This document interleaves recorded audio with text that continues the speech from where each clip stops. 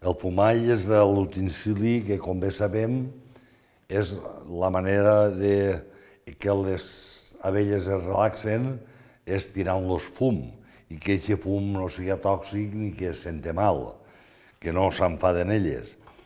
El fum passol apropiat és o bé del remolt de les olives o bé dels esportins vells que es trencaven, que era d'espart, i es pegava foc, s'encenia a dins, es tapava i ja no se tenia que apagar, era a base de tirar-li fum.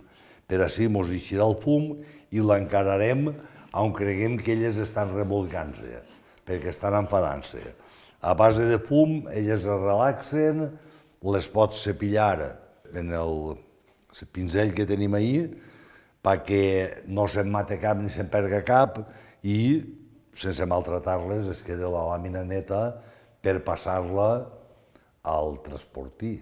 El transportí era per portar des del colmenar fins d'on muntàvem la barraca, que la barraca solia ser de lona, i allí dins estava l'extractor, per traure la mel, per extraure la mel.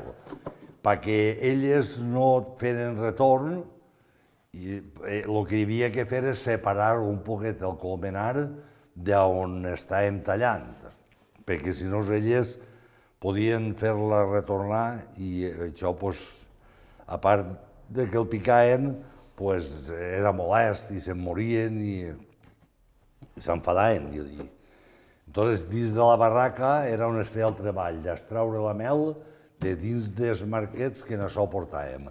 Així que hi havia 7 o 8 marquets, estos ja estaven classificats i preparats per tirar-los a l'extractor i descarregaves del coll i anaves a la barraca. Això era la manera de portar-los des del colmenar a la barraca.